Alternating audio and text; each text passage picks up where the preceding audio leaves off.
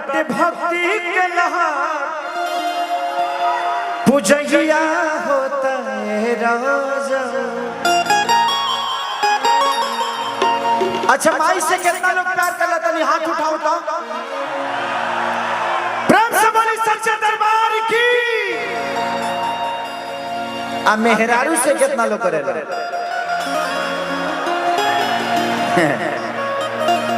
अपना मेहरारू से, पड़ोसी से ना। मेहरारू से प्यार करिए लो। जिंदगी में एक चीज हमेशा ध्यान रखिएगा कि माँ जब आंचल से आपको विदा करती है ना, तो जिस दिन शादी होती है उस दिन आखिरी बार अपने स्तन को पान कराती है। बोलते हैं कि इसके बाद तो किसी और का होने वाला है। तो उस माँ के बाद अगर किसी का दर्जा होता है तो वो पत्नी का ही होता है। उसके बाद उसी की आंचल समझ में आती है, उसके बाद माँ की आंचल समझ में नहीं आती। जब वो हमें डांटती है, हमारी पत्नी जब हमें डांटती है तो एक माँ की रूप होती है। जब हमें दुलारती है तभी वो माँ की रूप होती है। जब हमें प्यार से खिलाती है तभी वो एक माँ की रूप होती है। देख, औरत का रूप एक नहीं है, हजारों रूप है। अपना मेहरारू से प्यार करी ले, हम करी ले। ऐसे तो हमारा जीवन में ढेर मेहरारू बड़ी सा, लेकिन वो खाली सिनेमा खाती बड़ी सा। लेकिन असल प्यार हम अपना चंदा से करी ले। जिसने मुझे जीवन दिया वो मेरे गरीबी में भी साथ थी, और आज आप लोगों का आशीर्वाद और प्यार मिल गया तो बहुत बड़ा खेसारी हो सकता है। आज भी वो मेरे साथ है। तो जिंदगी में आपकी पत्नी ही आपकी दुख और सुख में काम आने वाली है। बाकी मेहरारू तो यहाँ सो जाए, यहाँ सो। तो जिंदगी में हमेशा मोहब्बत करिएगा अपने माँ बाप और अपने पत्नी से, हमेशा उनका सम्मान करिएगा। माँ बाप का प्यार जो होता है उस स्वार्थ के लिए नहीं होता है, अपने बच्चों के भविष्य के लिए होता है।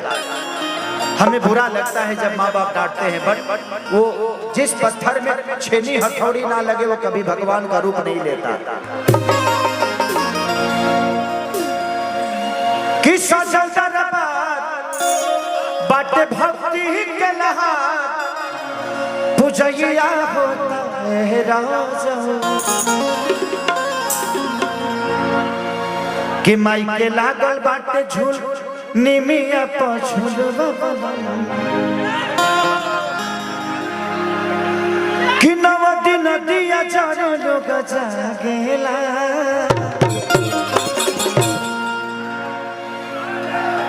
कि सजल पंडाल आई भक्ति के बहार पूजैया होता है राजा। कि नव दिन दिया जाने लोग जागेला। प्रेम से बोली सच्चे दरबार की।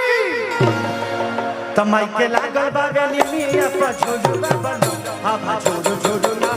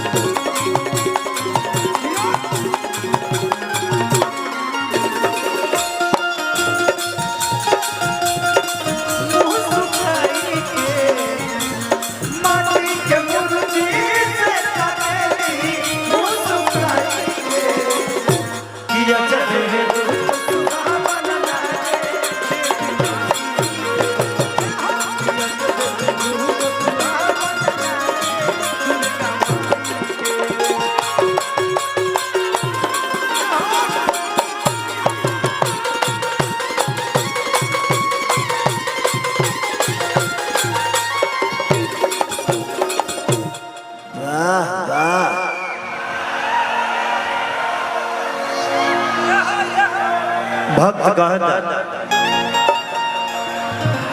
कि अजब नजारा बाटे माई के दुआर, कि लाइन लगा के लोगवा करे पारा पारी। कि यह जजे दुलारा बाटे माई के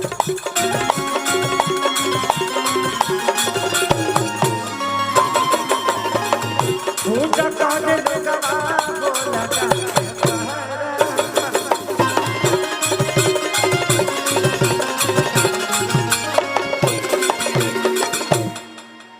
कि लोग भक्ति में देखा पागल बा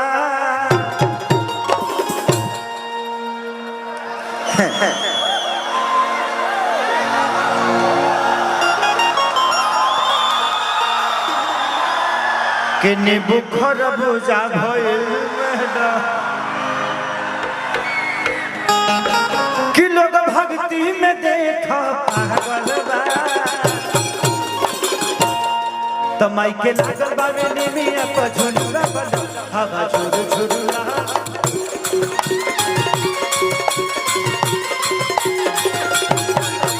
माई के लागल बावे निमिया पर झुलुआ बना हवा झुरु झुरुआ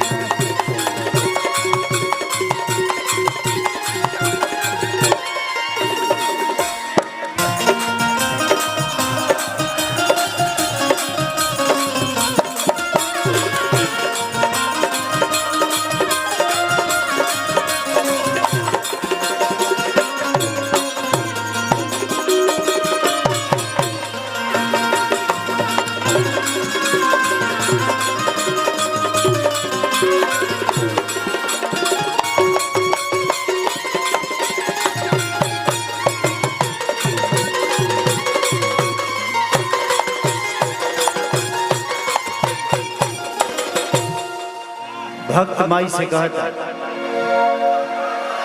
कि अखिल सिखे सारी लेके आइल बाड़े था कि कृष्णा दे दरदी पूजा करस हालिहा कि अखिल सिखे सारी लेके आइल बाड़े था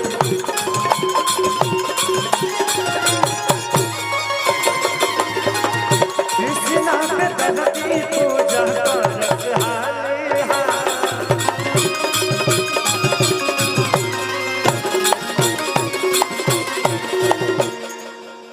कि पूजा कैलाश भगिया जागेला कि पूजा कैलाश भगिया जागेला अगर भाग ना जाग रही तो बताओ लोग खेसरिया भाई चरावेला आदमी तर लोग के सामने स्टेज पर खड़ा बा हमारे के को काम रहे भाई भाई भाई भाई भाई थैंक यू अरे बहुत बहुत अच्छा एक बार सब लिया के दे जितना तनख्वाह मिलल बा खतरा घरे पहुंचा दे बार बार देबो 100 रुपया हमरो ठीक ना लगी तोहरो ठीक ना लगी एक बार 5-6 हजार रुपया लिया के दे हम हो निश्चित तो हो निश्चित चलिए भाई की तरफ से बहुत पुरस्कार ए जी 500 के नोट ना चले लगा हाँ देखा ना जी चलेला हो चलेला 500 के नोट चलेला के कहता ना चलेला भाई भाई भाई बहुत बहुत धन्यवाद बहुत बहुत धन्यवाद ले बाबू धर ए बार पप्पू भैया के यहाँ प्रोग्राम बा अगर हमने के कम से कम 2-3 साल के आमदनी जी को के ना गनी सो तबो ठीक ना कहा है मान के चली कि जे हजारों करोड़ के मालिक होके और जी अगर हम 50 लाख रुपया कमा के ना जाए तबो दिक्कते बा अभी तो पप्पू भैया के परिवार आइले नहीं थे पप्पू भैया के परिवार आई तो हम लदा जाए पैसा से बोरा में लदा जाए बोला अभी तो पब्लिक के खाली देता जितना जना तनख्वाह उठौले बड़ा सब जना दे दी हम कर लोग घरे पहुंचा दे लाद के जाए के पड़ी अब बढ़िया से दे दी हलो अपना घर के पता पर लिख दी हलो लइका भक्त कहता कि देख भक्ति से भगिया जागेला तो माइके लागल बावे निमिया पर झुलुआ बन हवा झुरु झुरु लागेला